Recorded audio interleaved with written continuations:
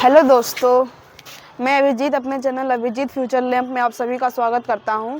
आज हम लोग पढ़ेंगे ब्लड माने रक्त के बारे में। तो सबसे पहले ये जान लीजिए कि ब्लड किसे कहते हैं। ब्लड ये हमारे शरीर का ऐसा तरल रूप है जो हमारे शरीर में 5 से 6 लीटर तक में होता है। चाहे वो व्यक्ति कैसा ही क्यों ना हो, चाहे वो मोटा हो, पतला हो या छोटा हो, उसके शरीर में 5 से या 6 ही लीटर खून हो सकता है। अब ब्लड को जो है वो 4 भागों में बांटा गया है। सबसे पहला है आरबीसी। इसकी फुल फॉर्म होती है रेड। आर माने रेड, बी माने ब्लड, सी माने सेल्स। रेड ब्लड सेल्स मतलब लाल रक्त कोशिकाएं। इसका जो साइंटिफिक नेम है उसे कह लेते हैं इलेक्ट्रोसाइट। इलेक्ट्रोसाइट। इलेक्ट्रोसाइट। अब ये आरबीसी का हमारे शरीर में क्या काम होता है? हमारे शरीर में आरबीसी का काम होता है, सबसे पहले ये हमारे खून जो है वो लंग्स में जाता है। लंग्स में मतलब हमारे फेफड़ा, उसमें जाता है। उसके बाद वो जो वहाँ से ऑक्सीजन लेता है, फिर हमारे शरीर में जितने भी सेल हैं येलो सबको बांटते गए। फिर आते समय लेके हुए आते हैं कार्बन डाइऑक्साइड। जब हम लोग सांस को बाहर छोड़ते हैं तो हम लोग कार्बन डाइऑक्साइड बाहर छोड़ रहे होते हैं। जो हमारा ब्लड है ना, वो हमारे शरीर में 120 के स्पीड में जाता है, 80 के स्पीड में वापस आता है। दिल मारता है, बाहर फेंकता है उसको। और वो जो ब्लड है, ये ब्लड क्या लेके जाता है हमारा? CO2 मतलब O2 मतलब होता है ऑक्सीजन। इसका रासायनिक नाम है ऑक्सीजन का O2। और लेके क्या आता है? तो लेके आता है CO2 कार्बन डाइऑक्साइड। तो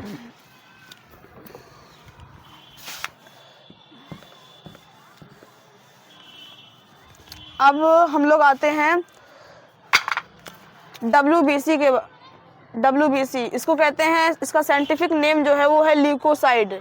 WBC का फुल फॉर्म होता है W का होता है वाइट, WHIT वाइट, B माने blood, white blood cells. White का मतलब होता है सफ़ेद, लेकिन यहाँ पे हम लोग इसे पढ़ेंगे श्वेत रक्त कोशिकाएं। तो WBC को कहते हैं, इसका साइंटिफिक नेम है ल्यूकोसाइड। इसे क्या कहते हैं हम लोग? ल्यूकोसाइड। इसकी फुल फॉर्म होती है वाइट ब्लड सेल्स। ये वाइट ब्लड सेल्स हमारे शरीर में क्या काम करते हैं? वाइट ब्लड सेल्स जो है हमारे शरीर में वो कीटाणु से लड़ते हैं। जैसे अगर आप लोग कभी चोट लगा हो तो उस जगह से हमारे शरीर के अंदर बैक्टीरिया घुसने की कोशिश करते हैं, उसी बैक्टीरिया को मारता है ये ल्यूकोसाइड मतलब WBC हमारे शरीर में क्या करता है? तो बैक्टीरिया को मारने का काम करता है। उसके बाद आते हैं प्लेटलेट्स। प्लेटलेट्स क्या होते हैं? प्लेटलेट्स भी सेम काम करते हैं हमारे शरीर में। ये भी हमारे शरीर में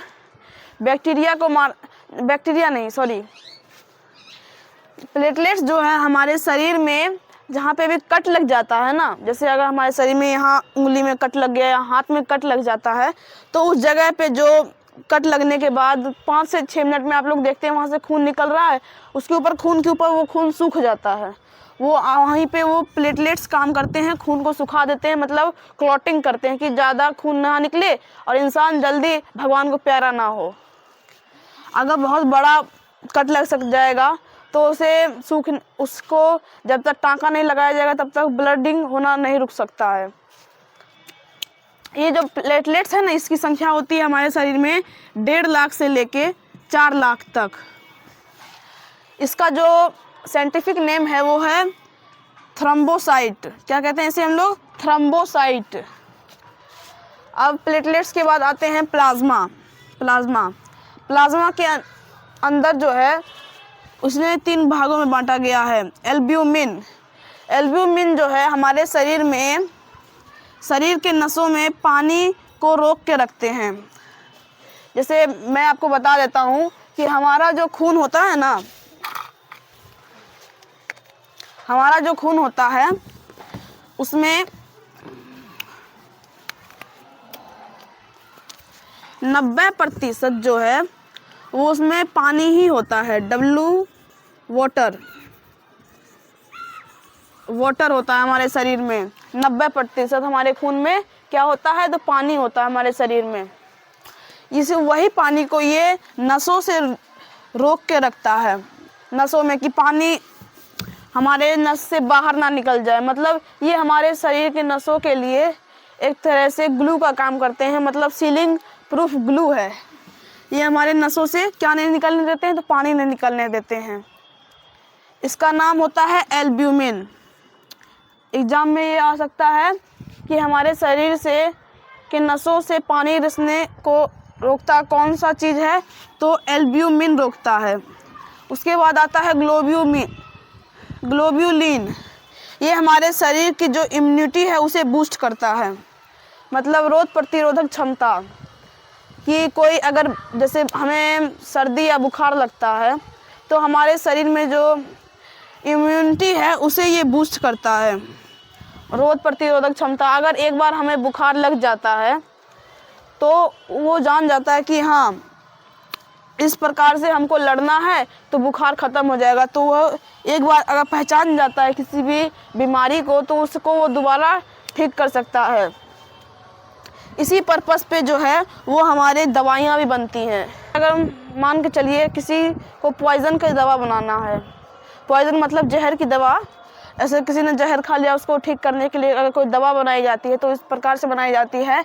सबसे पहले किसी भी जानवर के अंदर थोड़ा थोड़ा धीरे धीरे करके उसे जहर दिया जाता है, थोड़ा थोड़ा, एकदम थोड़ा थोड़ा, कि वो जिंदा रह सके। अब धीरे धीरे उसमें ये जो है ग्लोब्यूलिन ये पहचान जाता है कि ये हमारे शरीर में आ रहा है, तो उससे लड़ने के लिए वो अपने ब्लड को ऐसा बना लेता है और फिर वही ब्लड जो है निकाल के हमारे शरीर में डाल दिया जाता है।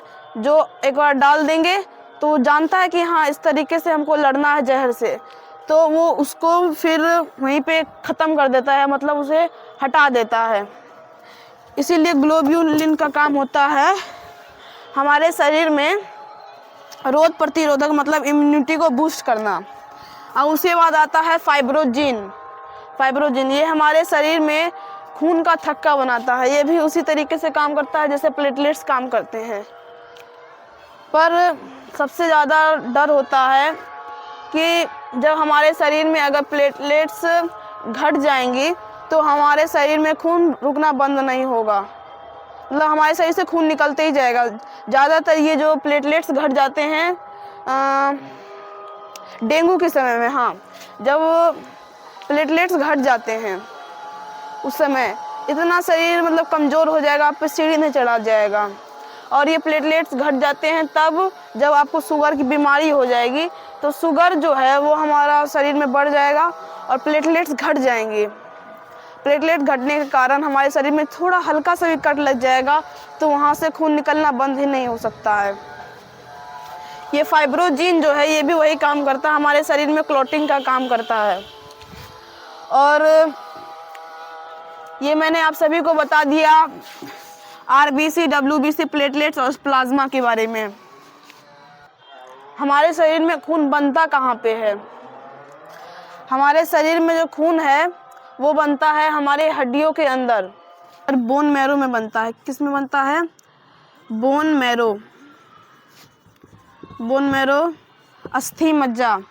ये हमारे हड्डी के अंदर लाल रंग के जाली जैसे होते हैं, जैसे जाली मतलब इस तरीके से होते हैं हमारे हड्डी के अंदर। इसी के अंदर खून बनता है।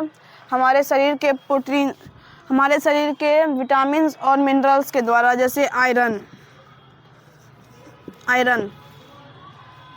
सबसे ज़्यादा आयरन हरी सब्जियां जैसे पालक में पाई जाती हैं, तो हरी सब्जी खाने से हमारे शरीर में आयरन बढ़ेगा और आयरन बढ़ेगा तो हमारे शरीर में खून की मात्रा बढ़ेगी।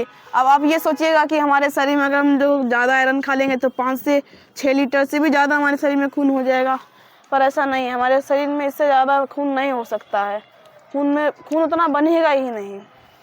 तो आप लोग जान गए होंगे कि हमारे शरीर में खून जो है वो कहाँ बनता है? बोन मैरो मतलब अस्थि मज्जा में। तो आशा करता हूँ आप सभी को ये वीडियो पसंद आया होगा। ऐसे ही इंटरेस्टिंग वीडियो देखने के लिए मेरे चैनल को सब्सक्राइब करें। मैं आपसे किसी दूसरे वीडियो में मिलूँगा, तब तक के लिए बाय।